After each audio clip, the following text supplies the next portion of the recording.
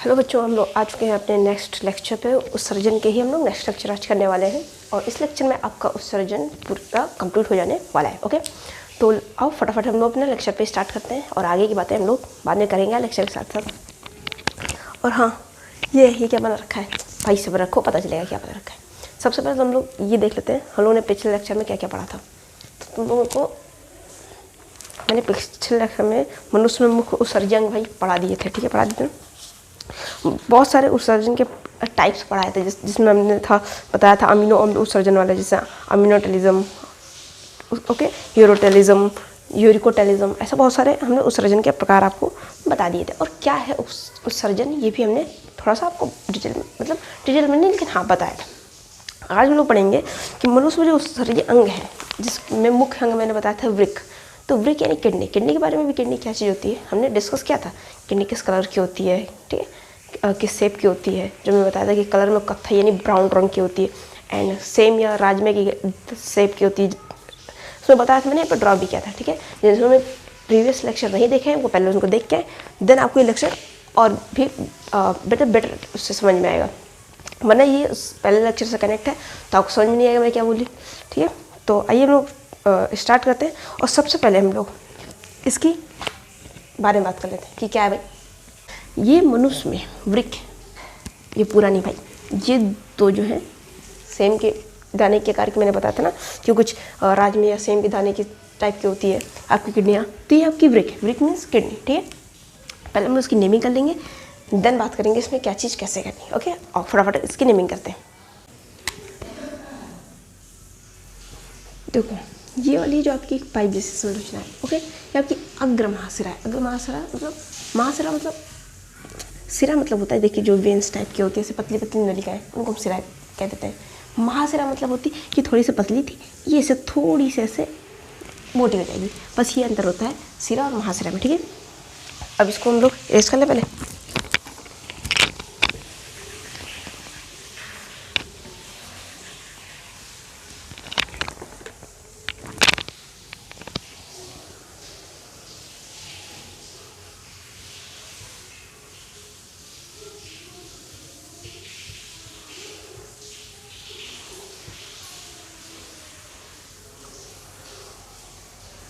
कौन वाली, ये वाली, ये दोनों लाइनें हैं, ये आपकी अग्र महाशिरा है। ओके, देन हम लोग बात कर लेते हैं ये जो आपकी बीज संरचना, तो आपको पता है किडनियाज है यानी वृक्क।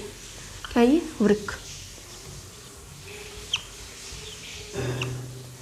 देन ये जो आपकी वृक्क से ये पाइप जैसी संरचना यूं डिजाइन मार के आ रही है, व्हाट इज दिस। वृक्क में होता क्या है, मैंने उस दिन बताया था कि जो अपने ह्यूमन बॉडीज में जो वाटर लिक्विड को प्योरीफिकेशन करने का काम है वो हमारी किडनी का है। ठीक है, हमने बताया था जो एयर को प्योरीफिकेशन करना, यानी जो हम लोग सांस लेते हैं उसको जब हम लोग फिल्टर करना होता है, साफ सुथरा करना होता है, तो उसकी जिम्मेदारी किसकी है, फेफड़ों की, अपने लंग्स की। उसके बारे में हम लोग बाद में बात करेंगे। और जो हमारे ठोस पदार्थ हैं या फिर जो लिक्विड पदार्थ हैं, ठीक है, जो हमारे लिक्विडाइज फॉर्म में जो भी वेस्ट मटेरियल है उसको अपनी बॉडी से बाहर निकालने का काम जो है, लिक्विड पदार्थ को प्योरीफाई करने का जो काम है, ठीक है, वो अपनी वृक्क यानी अपनी किडनी का। ठीक है, तो प्योरीफाई करती है आपके लिक्विड बॉडी में। आपने पानी पिया, ठीक है, देन वो पानी पिया, उसको प्योरीफाई करना है।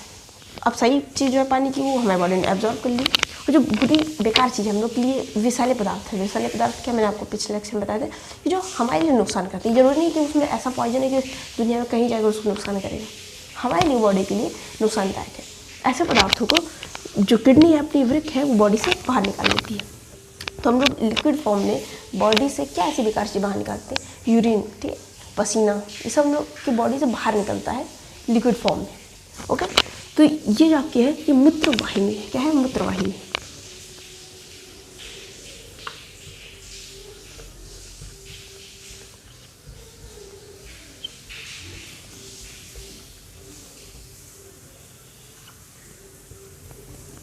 मूत्रवाहिनी, इसने फिल्टर किया किडनी अपनी, वहाँ पे कुछ फिल्टर हो गया, जो भी हमने लिक्विड खाया पिया था ऊपर से आया, यहाँ पे फिल्टर हुआ, जो सही प्रोडक्ट था वो इसने अपने अंदर दे दिया। कैसे काम करता है ये मैकेनिज्म क्या है वो हम देखेंगे अभी इसी लेक्चर में आगे।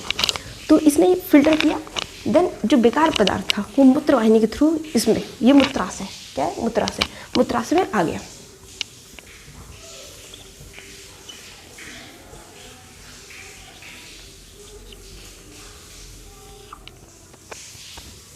मूत्राशय में आ गया। अब देखते हैं क्या चीज़ है। ये आपका मूत्र मार्ग है।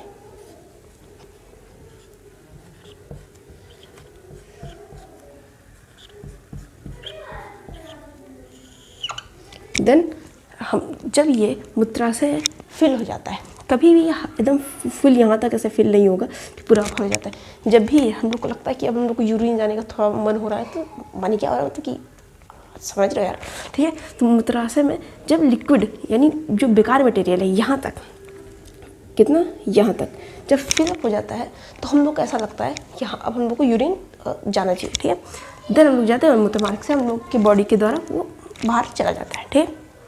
अच्छा एक चीज़ और बता दें कि ये आपके लेक्चर मतलब आपकी एनसीईआरटी में नहीं बताया, बट आपके लिए कुछ लोग होते हैं जैसे वो यूरिन को बहुत कंट्रोल करते हैं, बहुत देर तक नहीं करना चाहिए। पूछो क्यों? आपकी जो मूत्राशय की दीवार है ना, इसकी जो मसल्स हैं, जब आप इसमें इसकी कैपेसिटी यहाँ तक है पूरा भरने की है, लेकिन यहाँ तक आने के बाद ये ऐसे खुश, इसकी शेप अगर ऐसे है कुछ, ठीक, ये यहाँ पे आपको यहाँ तक भरने के बाद इस थोड़ा सा इसके जो शेप है वो इंक्रीज हो जाती है कुछ इस टाइप की, और आप इसको यहाँ तक और फिलअप कर दे रहे हो, ठीक है। थोड़ा बेकार बना है, समझो यार, जो समझाने की कोशिश कर रहे हैं। जहाँ तक फिलअप कर दे तो रोज़ रोज़ डेली आप ऐसा कर रहे हो अगर, तो इसकी जो मांसपेशियाँ हैं, जो मसल्स हैं, वो स्ट्रेस हो रही हैं, फिर आप यूरिनेट कर रहे हो, देन वो लूज़ हो रही हैं, फिर बहुत ज़्यादा स्ट्रेस में आ रही है, ठीक है। तो इस वजह से इसकी जो मसल्स हैं वो बहुत ज़्यादा कमज़ोर हो जाती है, ठीक है।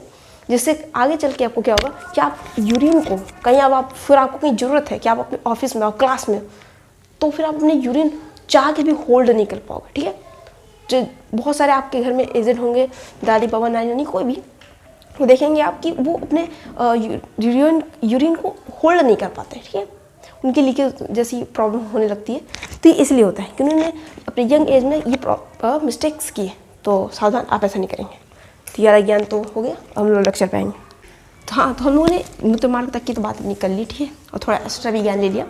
एक चीज़ में इंपॉर्टेंट कि आपको ये कुछ यहाँ पर ट्रायंगल जैसी स्ट्रक्चर्स दिख रहे हैं, ठीक है। ये स्ट्रक्चर आपके बोन्स, आप उनको वृक्क नलिकाएँ कह सकते हैं, या फिर आप इसी में एक बोमन संपुट होता है, ठीक है। आपके चैप्टर जब आप उस सर्जन का पेज ऑन करेंगे, देन उसको पढ़ेंगे, तो आपके दूसरे तीसरे जहाँ पे आपको सर्जन स्टार्ट है, वहाँ पे एक बोमन संपुट जैसी आपको कुछ संरचना बताइए।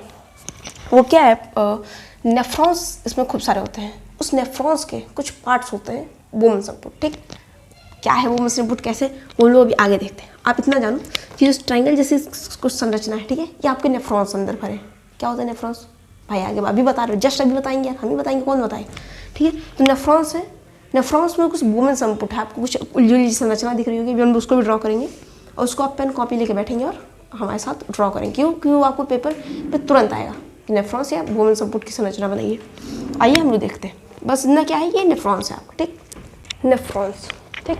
और हम पहले यहाँ पे उसका डायग्राम देखते हैं, देन बताते हैं हम लोग क्या चीज़ है। हम लोग ने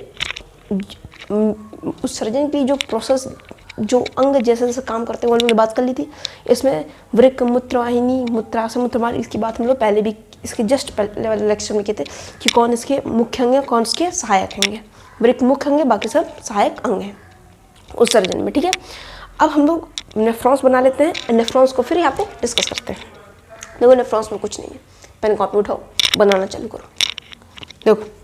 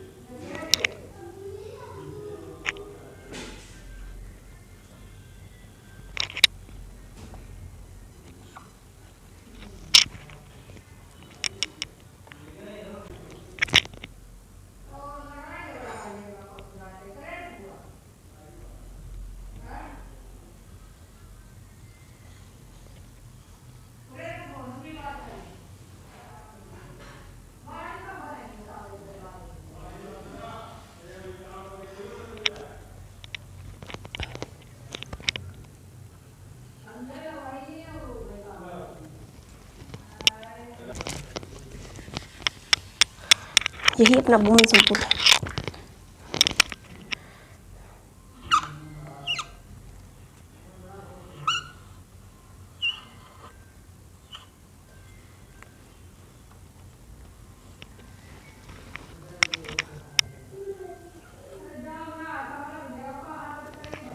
देखो ये हम लोगों का नेफ्रॉन्स है, ठीक है। बहुत अजीब संरचना है, यही है भाई।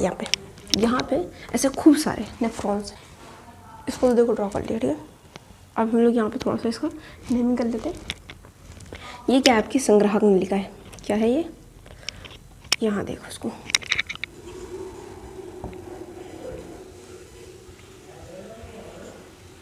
संग्राहक नलिका।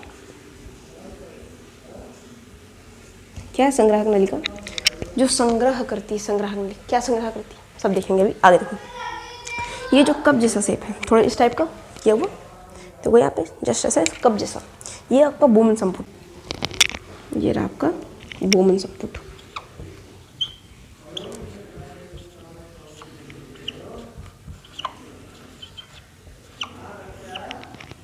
क्या है? बोमन संपुट। यही बोमन संपुट में आप देख रहे होंगे कि ये आपकी क्या है, जो यहाँ पे हल्की सी निकली ना, ये आपकी अभिवाही धमनी है। क्या है? अभिवाही धमनी का नाम हम लोग यहाँ लिखेंगे।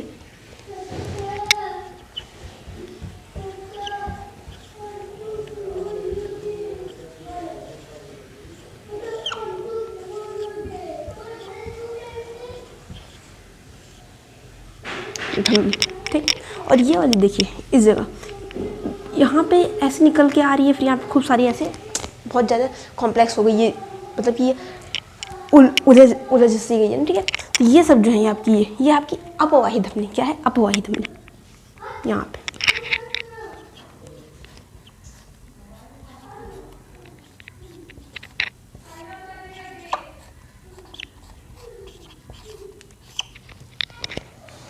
क्या है? ये अपवाही धमनी। तो हमने ये देख लिया अपनी नेफ्रॉन, ये अपने नेफ्रॉन्स है, ठीक है। ऐसे बहुत सारे नेफ्रॉन्स अपनी इस वृक्क में यानी किडनी में पाए जाते हैं। कितने नेफ्रॉन्स पाए जाते हैं भाई? तो 8 से 10 लाख, 8 to 10 लाख कहाँ पाए जाते हैं? वृक्क में।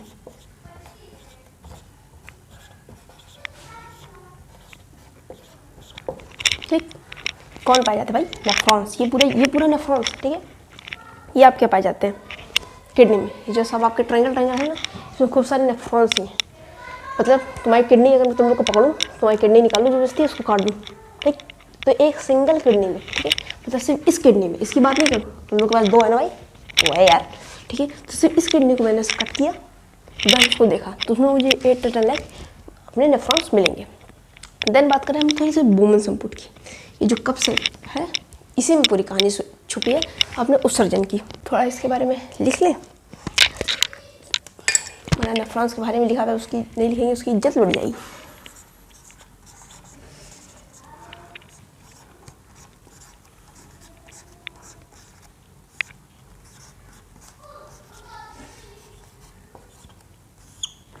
बोमन संपुट, ये जो बोमन संपुट है, ठीक है, ये कप शेप होता है। तो मैं इसके बारे में लिखना पड़ेगा भाई, इसके बारे में लिखो। तो इसको सबसे पहले लिखोगे कप शेप्ड, कप शेप्ड।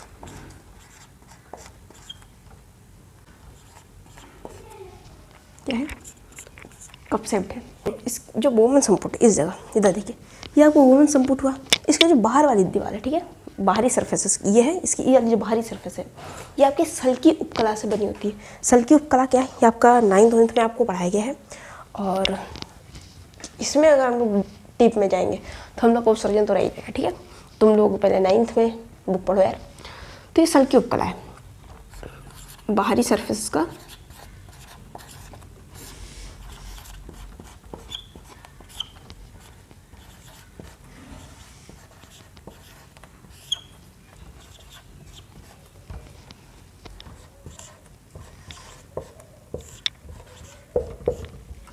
हल्की उपकला से निर्मित है। देन इसके अंदर कोशिका गुच्छ होता है। ये देखो, ये बोमन संपुट है, तुम उसको ध्यान से यहाँ पे देखो, तो इसमें बहुत पतली पतली ऐसे कुछ ऐसे यहाँ पे ये कुछ ऐसे कप से अरे बन जाओ यार। कुछ ऐसे कप शेप्ड है, इसके अंदर कुछ ऐसे राउंड है, एंड देन ऐसे ऐसे खूब सारी ऐसी ऐसे बहुत सारी सिराएं हैं, ठीक है। ये कोशिका गुच्छ है। क्या है? कोशिका गुच्छ।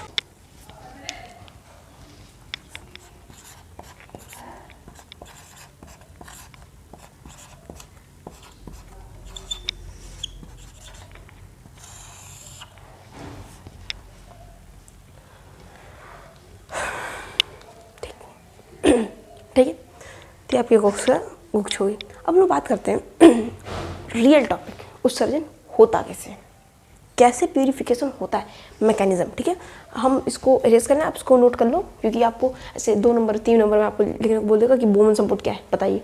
ठीक है, उसके कुछ स्पेसिफिक चीज़ बताइए, नेफ्रॉन्स कितने होते हैं, ये आपको 1 नंबर में आ जाएगा, एमसीक्यूज टाइप। ठीक है, तो इतना आप देख लीजिए, हल्का सा है, नोट कर लो, आलसी हो नोट कर लेना।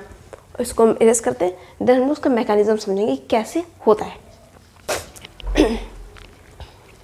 तो हम लोग आ गए अपनी नेक्स्ट स्लाइड पे, और इसमें हम लोग मैकेनिज्म समझने वाले हैं। क्या मैकेनिज्म? कि रियल में यूरिन फॉर्म होता कैसे, हम लोग जो पानी पिया हम लोगों ने वो कैसे प्योरीफाई होके बॉडी में सही पदार्थ अलग हो गए और बेकार जो वेस्ट मटेरियल है वो हमें बॉडी से लिक्विड फॉर्म में बाहर निकल गया। ठीक है, इसको हम लोग समझते हैं। इसके 2 स्टेप होते हैं, परानिस्यंदन और वर्णनात्मक पुनरावृत्त शोषण। ठीक है, इससे पहले थोड़ा सा एक यहाँ पे देख लो, कोशिका गुच्छ। ठीक है, मैंने इससे इस स्लाइड से पहले कोशिका गुच्छ की बात की थी, थोड़ा सा समझ लो, क्योंकि उसके ऊपर थोड़ा ये डिपेंड करेगा। ठीक है, कोशिका गुच्छ क्या होती है? ये जो अंदर मैंने बताया था ना, यहाँ पे गोल संरचना है, अंदर खूब सारे ऐसे उलझोल जैसे कुछ संरचनाएं दिख रही हैं, इसे कोशिका गुच्छ कहते हैं। एक्चुअल में क्या होती है कि जो आपकी अभिवाही धमनी है जो और अपवाही धमनी है, ये दोनों एक साथ यहाँ पे रह रही होती है। ठीक है, अभी देखो यहाँ पे अभिवाही जो है ये ऊपर की ओर थोड़ा सा आपको दिख रही है, अपवाही जो नीचे की ओर है, लेकिन इसी के बीच में यहाँ पे अपवाही और अभिवाही दोनों धमनियाँ एक साथ हैं, इन्हें ही कोशिका गुच्छ कहते हैं। क्या कहते हैं? देखो हल्का से यहाँ देख लो, कोशिका गुच्छ।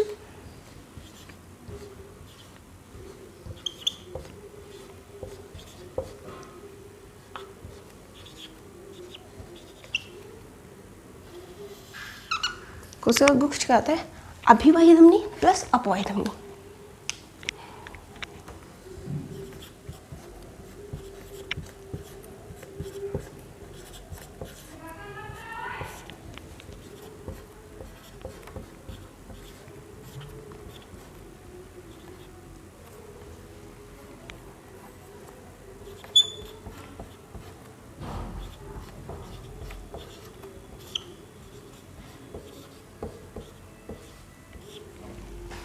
इन दोनों को एक साथ हम लोग को अगर कहीं बोलना हो, हम लोग बोल देते हैं कोशिका गुच्छ। क्या बोल देते हैं?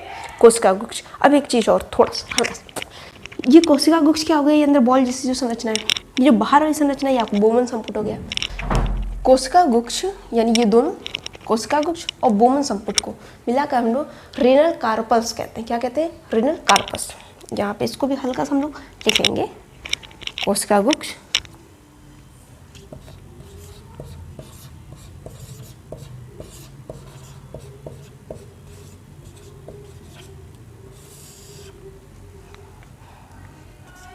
प्लस बोमन संपुट।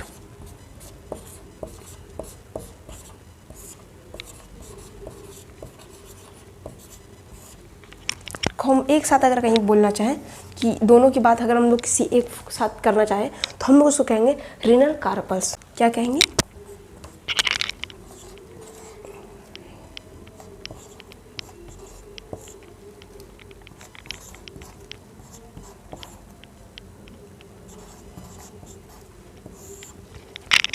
Renal corpus. ये दोनों ये इसी के साथ ही है, यहाँ पे जगह थोड़ी सी कम पड़ रही है, मैंने याद लिख दिया। और एक चीज़, ये इसका या ये इसका भाग नहीं, ये दोनों स्टेप हैं उत्सर्जन होने के। ठीक है, ये आपको बताने के लिए कि आपको ये दोनों स्टेप समझ में, तो मैंने यार लिखा है, ये नहीं कि तुम लोग इसमें लिख लेना। ठीक है, नहीं, ये दोनों अलग चीज़ है। बस ये बताने के लिए कि जो आपका जो अंदर बॉल जैसी संरचना है, यानी गुच्छा, यानी गुच्छा कैसे कहते हैं अंगूर के गुच्छे हैं, उसमें क्या होता है? खूब सारे अंगूर खूब सारे उस फॉर्म में लगे होते हैं। ठीक है, उलझा जैसा फॉर्म होता है, सब देखो तो गुच्छे लगता है ना। यहीं पे अभिवाही धमनी और अपवाही धमनी दोनों एक साथ हो खूब सारी, तो इन दोनों को हम एक साथ बोल देते हैं कोशिका गुच्छ। ठीक है, और देन कोशिका गुच्छ यानी इन दोनों को भी, और इसकी जो बाहरी संरचना है कप जैसी सेब जिसको बोमन संपुट हम लोगों ने बोला था, ठीक है। इन तीनों को अगर एक साथ हमें कुछ बोलना हो तो उसको हम लोग कहेंगे रीनल कार्पल्स। क्या कहेंगे? Renal corpuscles. अब आओ हम लोग देखते हैं इनके स्टेप्स। तो आइए अब हम लोग बात करते हैं परानिस्यंदन क्या होता है। व्हाट इज परानिस्यंदन? हम लोगों ने अभी भी बात किया कोशिका गुच्छ क्या होता है और बोमन संपुट वगैरह। देखो, जब पहले समझ लो, फिर हम लोग नोट कर लेंगे। ओके, ये आपकी किडनीज है। अग्र महाशिरा से होते हुए आपका किडनीज में ब्लड ब्लड आया, ठीक है। क्योंकि जो भी खाना पानी पियो तो ब्लड मिल गया ना, कैसे मिला बाद में देखेंगे। इस ब्लड इसमें आया, ठीक है। किडनीज में आपके क्या है? खूब सारे नेफ्रॉन्स है। क्या है नेफ्रॉन्स? ये पूरी संरचना आपकी नेफ्रॉन है। तो एक किडनी में 8 to 10 लाख नेफ्रॉन्स होते हैं, ठीक है। बहुत सारे नेफ्रॉन्स होते हैं। तो जैसे ये ब्लड इसमें एंटर किया, अब हम लोग इसमें से एक यहाँ पे ऐसे थोड़ा इसको जूम करके देख रहे हैं। ऐसा समझो कि हम लोग उसको यहाँ पे थोड़ा जूम करके देख रहे हैं। ये देखो कि हम लोग उसको यहाँ पे थोड़ा सा जूम आउट किया हमने एक स्पेशली नेफ्रॉन्स, ठीक है। अब इस नेफ्रॉन्स में क्या है? बोमन संपुट है, अपवाही धमनी है, बहुत सी चीज़ें। तो जो ब्लड है, ब्लड वो इसमें आपके बोमन संपुट में आएगा। किससे? यहाँ किडनी से सीधे बोमन संपुट में आया।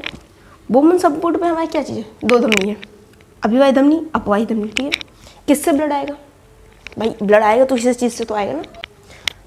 देखो, अभिवाही धमनी जो है, नाम से पता चला है अभिवाही, अपवाही, मुझे ऐसे फील होता है इसलिए, ठीक। अभिवाही धमनी से ब्लड किडनी से होता हुआ यहाँ बोमन संपुट में आपके आएगा। बोमन संपुट इसलिए देखो ये ऊपर साइड में, ठीक है। ऊपर के यहाँ पे आपको सारा भी कर रही भाई कि ऊपर से आ रहे हैं। बोमन संपुट में अभिवाही धमनी ब्लड लेके आई।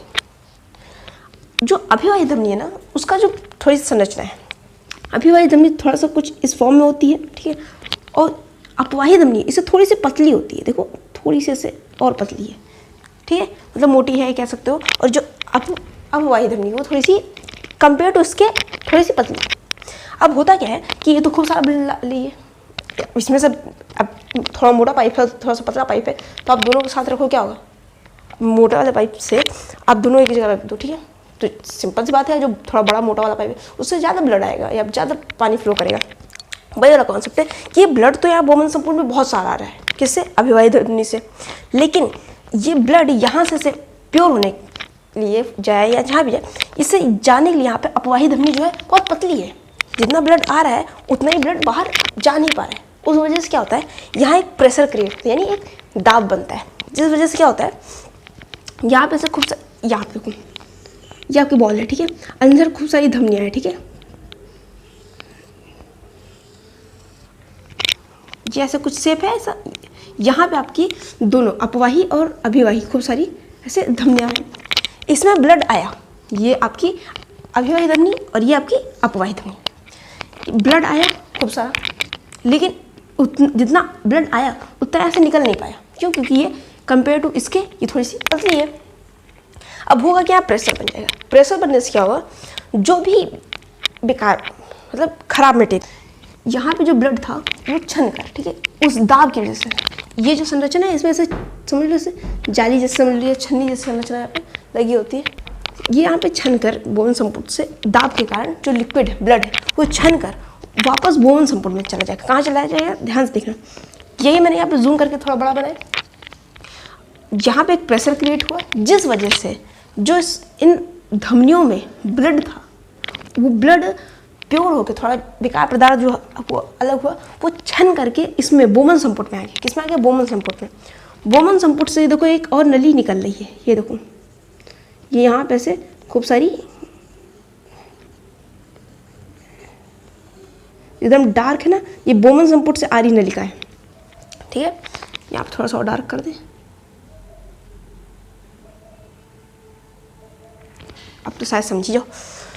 ये जो मोटी वाली जो डार्क है, ठीक है, ये जो इसमें फ्लो हुआ ब्लड, इसमें जो छन कर आया वो इसमें से होता हुआ अपने संग्राहक नलिका में जाएगा। मैंने क्या कहा था स्टार्टिंग में, ये संग्राहक नलिका है। क्या चीज़ संग्रह करती? तो भाई वो छना हुआ ब्लड, ये छना हुआ पदार्थ संग्रहित कर लेती है, ठीक है। तो यही चीज़ यहाँ पे हम लोग परानिस्यंदन में लिख लेनी है, ठीक है। कहानी समझ में आ गई। अब हम उसको एक भाई लिख लें कि एग्जामिनर को भी समझ में आ जाए। क्या लिखोगे तुम लोग? कोशिका गुच्छ की। कोशिका गुच्छ क्या होता है भाई? अभिवाही धमनी, अपवाही धमनी, इन्हीं से तो ब्लड आया गया है, इन्हीं की वजह से तो छना है। अगर प्रेशर ना बना होता तो सब कुछ ना होता, ठीक है। तो कोशिका गुच्छ से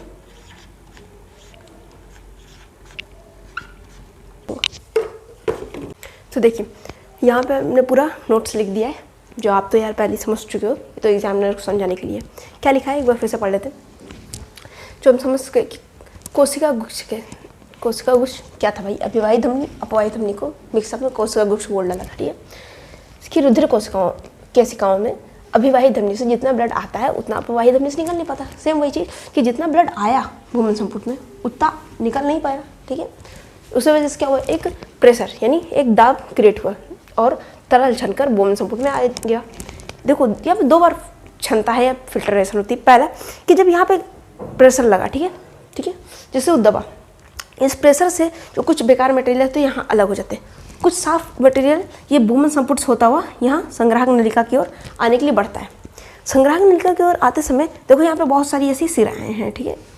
ये जो नलिकाएँ हैं ये इसमें से आ रहे हैं ब्लड से बहुत सारी चीज़ें। देखो यहाँ पे क्या लिखा है कि छोड़ो इसको, इसमें से ब्लड जो आ रहा है थोड़ा सा साफ होके उससे बहुत सारी चीज़ें जो हम लोग की बॉडी से के लिए ज़रूरी है वो बाई मिस्टेक गलती से आए इसमें चली गई। तुम लोग भी काम करते हो, गलती से होता है ना, चाय छान लो गलती से गिरा दी कुछ चाय पत्ती भी उसी पे, ठीक है, तो गड़बड़ तुम लोग कर देते हो तो भाई शरीर भी है कर देती कभी कभी।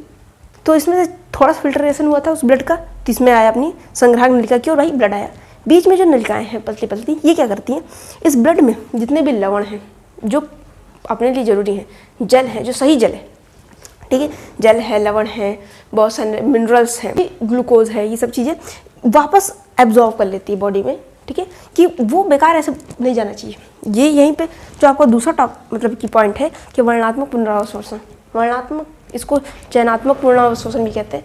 वर्णात्मक यानी चयनात्मक, दोनों का मतलब है कि चयन करके, चूज़ करके जो हमको इम्पॉर्टेंट है उसको चूज़ करके हम बॉडी वापस रख लेती है। जो बेकार चीज़ है वो संग्राहक नलिका में आके फिर ऐसे मूत्राशय के द्वारा बाहर चली जाती है। क्या होता है देखो, इसीलिए यहाँ पे एक छोटी सी लाइन है जो उसके बाद जो हम लोग ने यहाँ पे वुमन संपुट से जो लिक्विड छन के आया ना इस प्रेशर की वजह से, इस छने हुए लिक्विड को हम लोग नेफ्रिक निस्संदन या ग्लोमेरुलर निस्संदन कहते हैं। क्या कहते हैं? नेफ्रिक निस्संदन या ग्लोमेरुलर निस्संदन। ये 2 वर्ड्स लिख दोगे ना, इतना पूरा, बस इतना छोटा सा, ऐसे वो नहीं कि तुम 5 पेज 10 पेज नहीं यार, तुम ऐसे नॉर्मल एक डायग्राम बनाओ, इतना लिखो और ये 2-3 1-2 वर्ड जो है थोड़े भारी कैसे एग्जाम में समझ जाएगा, तुम पढ़ लेते हो यार, ठीक है। तो नेफ्रिक निस्संदन कहते हैं। डेली जो है वुमन, मैंने क्या बोला, फर्स्ट फिल्ट्रेशन यानी पहला थोड़ा सा फिल्टर हुआ ब्लड वो यहाँ पे से छन के आया है। तो ये जो ग्लैम्युलर निस्संदन है या नेफ्रिक निस्संदन है, ये यहाँ से डेली 150 से 180 लीटर डेली बनता है बॉडी में, ठीक है। लेकिन क्या तुम लोग 150 से 180 लीटर यूरिन डेली करते हो? नहीं करोगे यार, इसे नहीं करते हैं, गंदी बात, ठीक है। तो लेकिन जो हमने क्या बताया, यहाँ पे बहुत सारी नलिकाएं हैं, ये जब यहाँ पे आया ना ब्लड, दोबारा उसमें से के लवणस हैं, ग्लूकोज हैं, जो सही वाटर है उसको उसने एब्जॉर्व कर लिया। तो भाई एब्जॉर्व होते होते ये 1.5 लीटर बना। इसीलिए एक ह्यूमन जो है पूरे दिन भर में लगभग 1.5 लीटर मूत्र ही त्यागता है बॉडी से, ठीक है। अब कोई पूछे इतना ही क्यों तो बता देना, ठीक है। और बच्चा पार्ट जब पुनरावशोषित हो जाता है, इसलिए इसको हम लोग वर्णात्मक पुनरावशोषण कहते हैं। बस इतनी छोटी सी कहानी थी, उसी पे देखो पूरा उत्सर्जन 2 लेक्चर लग गए तुम लोगों के, ठीक है। आई होप तुम लोग ये समझ में आ गया होगा। अब हम लोग देखते हैं, ये तो भाई अपनी नेचुरल किडनी की बात होगी। नेचुरल वृक्क में क्या होता है, ऐसे यहाँ पे भाई यहाँ से आया, वहाँ अग्रभाग सिरा से ब्लड आया, किडनीज में गया, किडनीज में क्या है 8-10 लाख नेफ्रॉन्स हैं, ये यहाँ पे ऐसे प्योरीफिकेशन हुआ, कैसे हुआ, इस मैकेनिज्म से हुआ, ठीक है। तो ये तो हम लोग नेचुरल जो बॉडी में किडनी हम लोग वृक्क मिले उससे है। आपने सुना होगा कि किडनीज ख़राब हो जाती हैं, ठीक है, उनका डायलिसिस होता है। क्या होता है? डायलिसिस। ये डायलिसिस क्या होता है? जिनकी किडनीज ख़राब है ना उनका ही होता है। किडनी में खराब होने में क्या होता है कि जो किडनीज है वो आपका प्योरीफिकेशन कर ही नहीं पाती, वो काम करना ही पूरा बंद कर देती है। क्या कारण है वो तो है ही, लेकिन पहले हम लोग देख लेते हैं कि डायलिसिस में एक्चुअल में होता क्या चीज़ है, कि डायलिसिस हो रही है, क्या हो रहा है, ठीक है। तो नेचुरल प्रोसेस क्या आप समझ गए। अब डायलिसिस जो होता है वो समझ लो, तुम थोड़ा डॉक्टर बन जाओ यार, तो इसको हम लोग इरेज करते हैं, नेक्स्ट स्लाइड पे आएंगे। तो लो भाई हम लोग नेक्स्ट स्लाइड पे आ गए हैं और नेक्स्ट स्लाइड भी क्या पूरा इरेज कर डाला है भाई, बस कृत्रिम वृक्क लिख लिया है। देखो कृत्रिम वृक्क क्या है, डायलिसिस जो लोग करवाते हैं इसमें देखो होता है, जैसे मैंने भी पहली स्लाइड में आप लोगों को बताया कि जिनकी किडनीज नॉर्मल फंक्शन नहीं कर रही होती, मतलब वो जो लिक्विड किडनीज का काम क्या है, ब्लड को प्यूरिफाई करना, यही है ना उसका काम, ब्लड को साफ करेगी, जो बेकार चीज़ उसको बॉडी से बाहर निकालेगी। उनकी बहुत लोगों की किडनी ये काम करना बंद कर देती, तो उन्हें ज़रूरत पड़ती है डायलिसिस की, ठीक है। तो इसमें होता क्या है कि जो आर्टिफिशियल मशीन होती है जिसको डायलिसिस मशीन कहते हैं, उससे विषाक्त पदार्थ जो होते हैं, हम लोग यहाँ लिख ही लेते हैं कि क्या चीज़ है, रुधिर अपोहन, आपके उसमें लिखा है, ठीक है, क्या है, रुधिर अपोहन।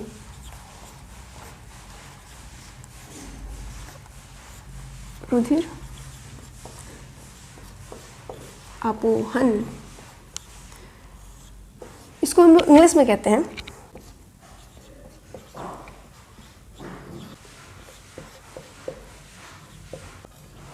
हाइमोडायलिसिस। क्या कहते हैं, हाइमोडायलिसिस। इसमें क्या होता है, इसमें बॉडी के जो विषाक्त पदार्थ हैं, बॉडी के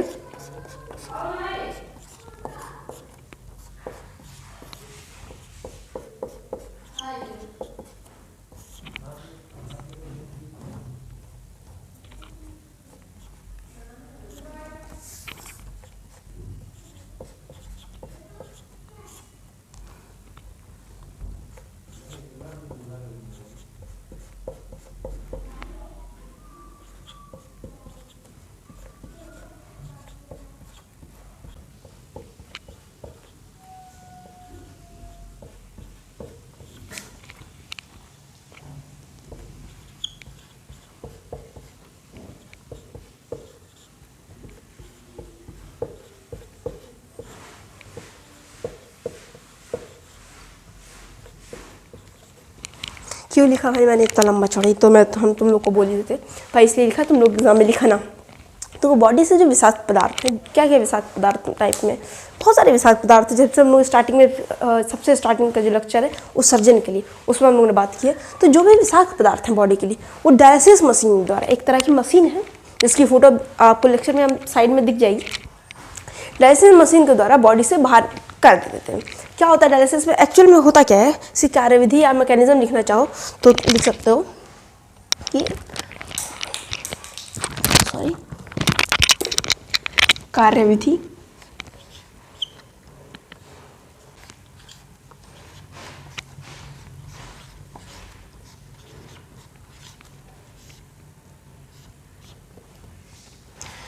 जो डायलिसिस मशीन होती है ना, इसमें स्ट्रक्चर, एक सेलोफोन झिल्ली होती है, कुछ ट्यूब्स होती हैं।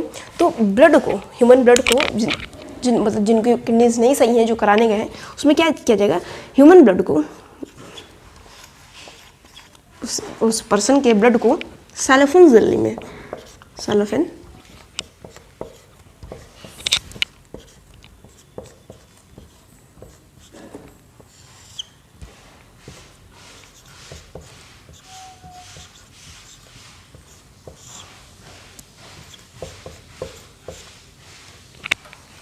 सेलोफोन झिल्ली से लगी ट्यूब्स में, सेलोफोन झिल्ली में, ये तो एक झिल्ली है, ये साफ करने के लिए रखा गया है, जैसे समझ लो जाल टाइप की संरचना, छन्नी टाइप की तुम लोग की, ठीक है। तो उससे लगी ट्यूब्स होती हैं, लगी ट्यूब में प्रवाहित करते हैं।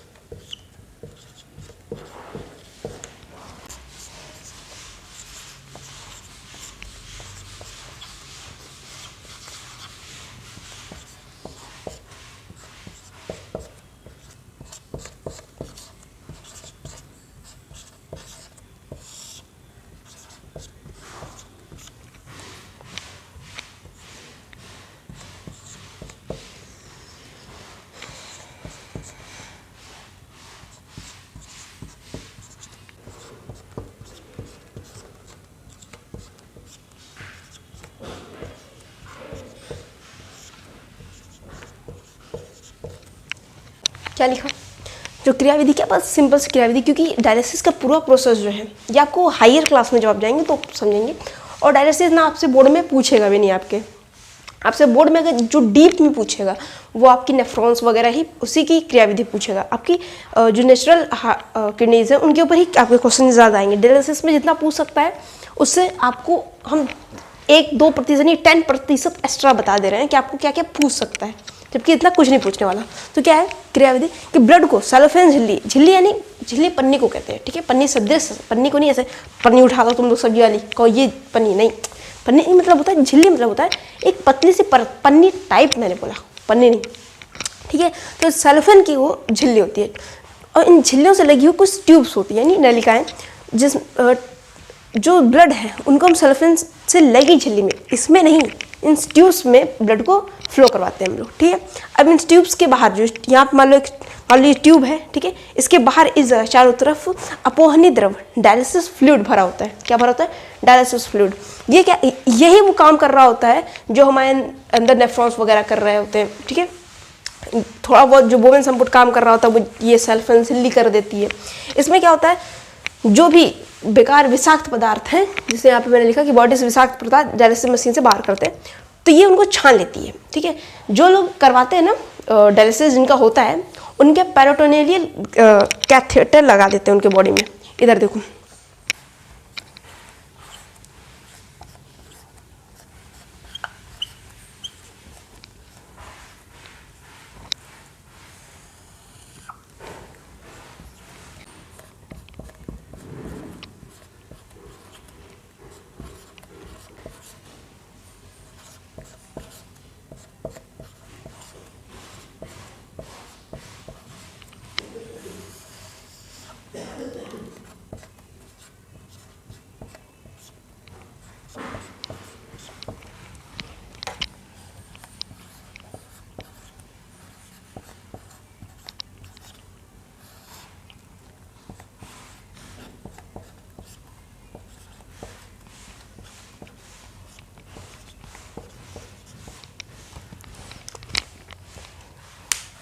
देखो क्या चीज़ है पेरिटोनियल। आप एक वर्ड हो है आपकी बुक में, इसका तो ये तो बिल्कुल नहीं आने वाला, लेकिन तुम उसको पढ़ लो।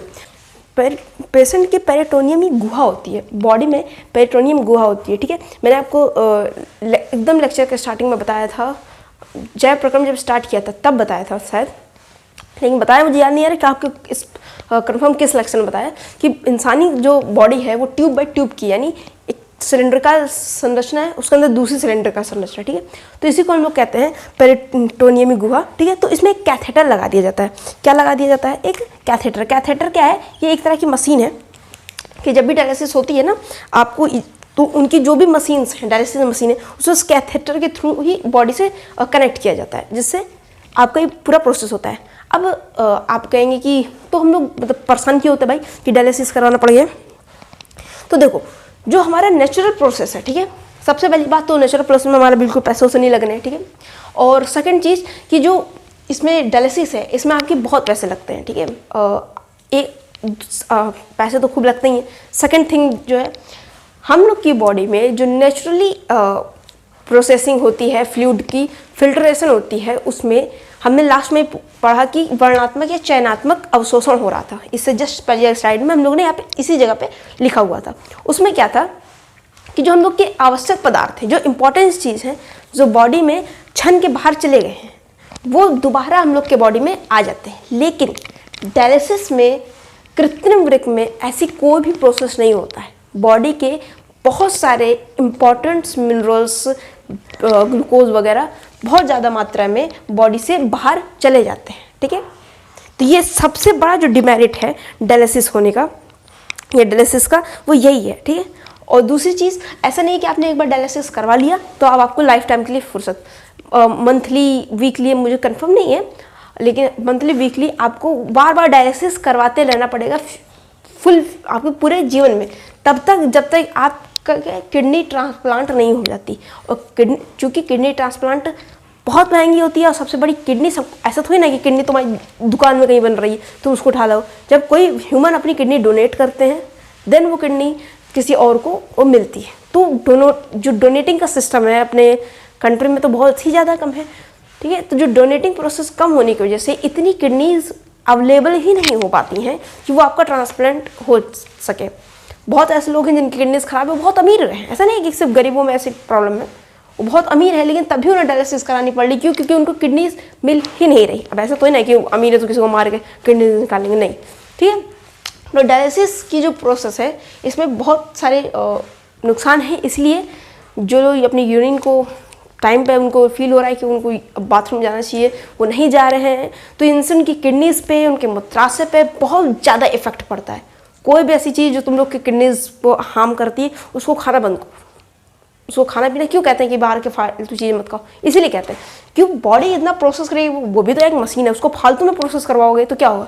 सब मशीन खराब हो जाती है। लेकिन जो गॉड ने हम लोग को बहुत पावरफुल मशीनें दी हैं कि पूरी लाइफ अगर तुम उसको ठीक से रखोगे ना तो वो ख़राब नहीं होने वाली। लेकिन तुम लोग उसको इतना हैवी उस पर प्रेशर डाल देते हो कि बेचारी ख़राब हो जाती हैं।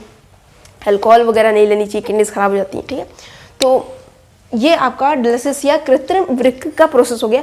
क्या चीज़ है कृत्रिम वृक्क? अब तुम लोग की बुक्स में, एक मिनट, एनसीईआरटी में देख लें। तुम लोग की बुक में देखो यहाँ पे कृत्रिम अपोहन, देखो यहाँ पे लिखा था उत्सर्जन, यहाँ पे देखो है तो तुम लोग की बुक में एकदम थोड़ा सा, लेकिन मैंने 2 लेक्चर लिया है कि तुम लोगों को समझ में आए, ठीक है। उसमें इनमें डीप में जाओ तो तुम लोग को इससे जितना कराना चाहिए था, मतलब जितना एनसीईआरटी ने बुक, देखो तुम लोग की बुक है, ठीक है, तो एनसीईआरटी ने अपनी बुक्स में जितना दिया है उतना तो मैंने कराया है तुम लोग को, उससे ज़्यादा कराया है, ठीक है, 10-20% ज़्यादा ही कराया। तो तुम लोगों ने अगर पूरे लेक्चर्स कंटिन्यू देखे होंगे तो वो तुम लोगों को कोई ऐसे कहीं से भी क्वेश्चन आएगा, तुम लोग को अलग से करना नहीं पड़ेगा। जितने नोट्स लिखवाए हैं तुम लोग को लग रहा हो कि अरे बहुत कम कम लिखवाया है, अदर चैनल्स पे जा रहे हो या अदर तुम लोग देख रहे हो तो वो लोग बहुत भर भर के लिखवा रहे हैं। अरे छोड़ो यार, तुम लोग फालतू में कॉपी क्यों रखनी है? तुम लोग को कॉपी रखने की जो आदत है ना उसको तुम लोग ऐसे कम करो, कॉपी नहीं रखो। हम ये नहीं कह रहे जैसे पेन नहीं चलाओ बिल्कुल, पेन तो तुम लोग को चलाना ही पड़ेगा, स्टूडेंट हो के नाम पे पेन चलाओ, लेकिन फालतू में मत चलाओ यार। सॉल्व यूज एक ही चीज़ में, मतलब जो चीज़ तुम 2 लाइन में समझ सकते हो उसमें टाइम और पेन, इंक, कॉपी सब बर्बाद कर रहे हो। तो जितना भी मैंने लिखवाया है थोड़ा ही थोड़ा सही, ठीक है। तुम लोग यकीन करो, हम गारंटी देते हैं तुम लोगों को, तुम लोग इतना ही जितना मैंने लिखा है प्रॉपरली डायग्राम का नेमिंग करके, इतना थोड़ा जितना तुम लोग को थोड़ा लग रहा है ना ये बहुत है, इतना लिख के आओगे ना 5 नंबर का क्वेश्चन होगा, 10 नंबर का क्वेश्चन होगा, फुल में फुल नंबर तुम लोग के कन्फर्म। अच्छा तुम लोग एक चीज़ देख लो, ये मैंने देखा पादपों में उत्सर्जन लिखा है, बहुत छोटा सा टॉपिक है, इसमें ऐसे कुछ लिखवाने वाली बात नहीं है, तुम लोग उसको खुद ही पढ़ोगे तो आधे से ज़्यादा समझ आएगा। देखो उसमें हम तुम लोग बता देते हैं स्क्रीन पे, तुम लोग को ये स्लाइड मतलब लगा देंगे फोटो यार। देखो क्या है, क्या कह रहा है, या फिर तुम लोग लाइन में ऊपर से देखो, पादप उत्सर्जन के लिए जंतुओं से बिल्कुल भिन्न युक्तियाँ प्रयुक्त करते हैं। मीन्स जो भी पादप हैं, पौधे हैं, वो एकदम अलग नेचर, उनमें ऐसे किडनी फॉर्म नहीं होती है, ठीक है, उनका एकदम प्रोसेस ही अलग है उत्सर्जन का, ठीक है। प्रकाश संश्लेषण में जनित ऑक्सीजन भी अपशिष्ट उत्पाद कहीं जा सकती है।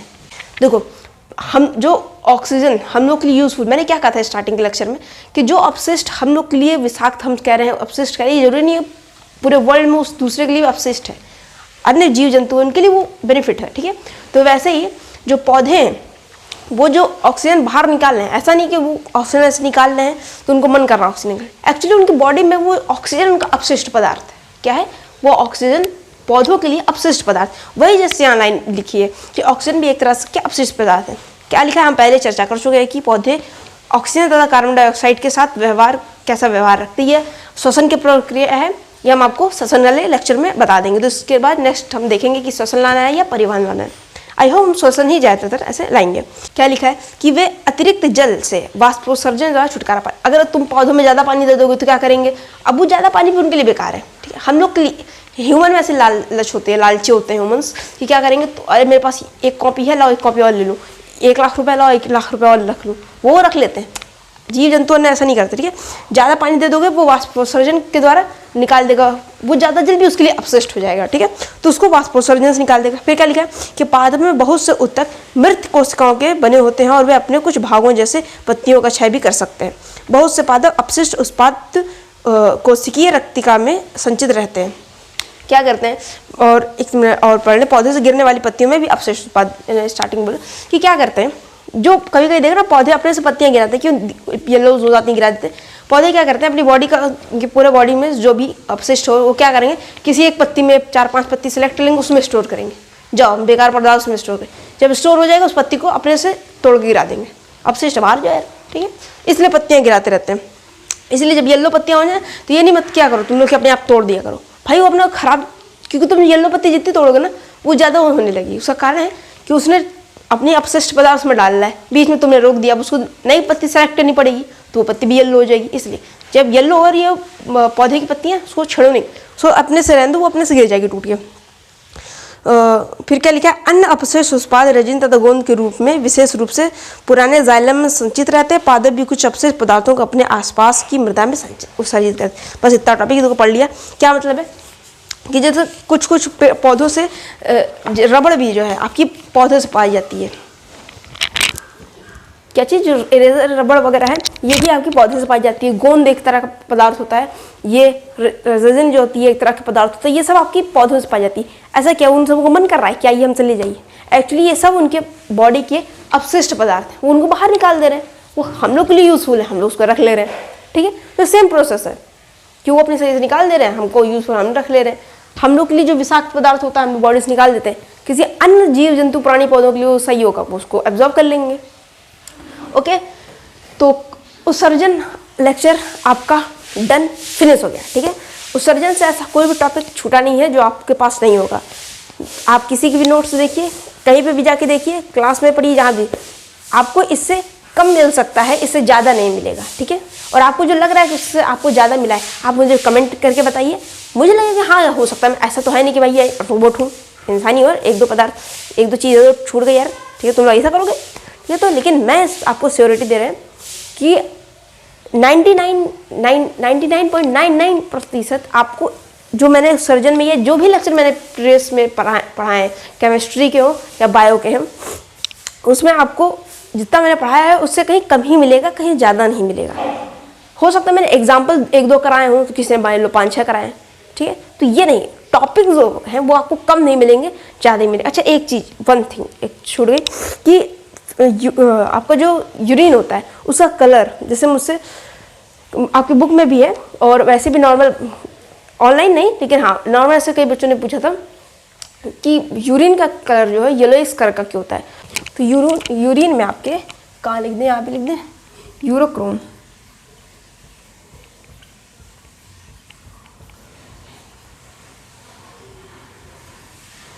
यूरोक्रोम ये एक पदार्थ होता है यूरिन में, ये बॉडी मिक्सअप कर देती है कि उसको भी अलग करने में आसानी हो।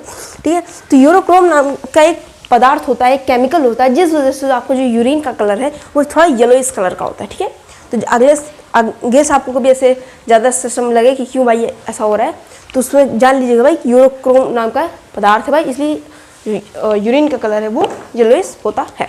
ठीक है, तो आई होप आप सबने समझ लिया होगा।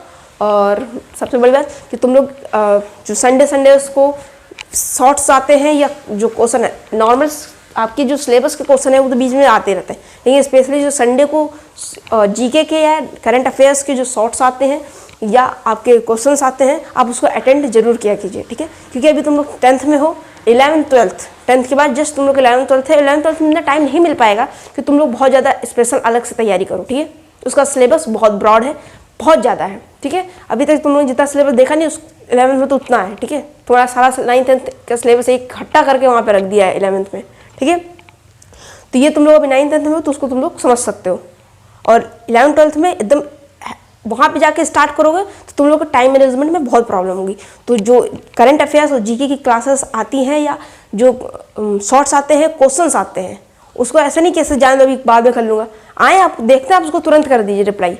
वहाँ पे मैंने उसके नीचे आंसर भी होता है, जो आंसर नहीं होता उसका वीडियो क्लिप्स होते हैं, तो आप उसको देखिए। ठीक है, जीके के एटलीस्ट मैं बहुत ज़्यादा डिटेल लेक्चर नहीं बनाए, उसके शॉर्ट्स ही बना रहे हैं, क्योंकि तुम लोग को इतना टाइम भी तो नहीं है ना। हम समझते हैं तुम लोगों को बहुत, तुम लोग को काम रहता है, ऐसे अभी पढ़ोगे गलती से थोड़ी देर ऐसे आधा 1 घंटे बैठने के बाद तुम लोग कमर वगैरह दर्द होने लगती है, फिर तुम लोग को जाना होता है कार्टून टीवी सीरियल देखने। ठीक है, हाँ हम समझ सकते हैं तुम लोग का दर्द, क्या करें, हम भी कभी छोटे रहे हैं।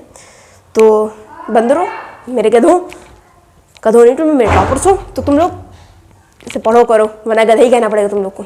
चलो बाय बाय, हम लोग मिलते हैं नेक्स्ट लेक्चर के साथ। और नेक्स्ट लेक्चर में हम लोग श्वसन पहले लें या परिवहन, तुम लोग कमेंट करो, क्या करोगे, कमेंट करो यार कि श्वसन पहले या परिवहन, वरना मुझे तुझे से लेकर मैं पढ़ा दूंगा। ओके, तो आई होप आपको समझ में आया होगा। इसके सारे लेक्चर्स के नोट्स लिख लेना।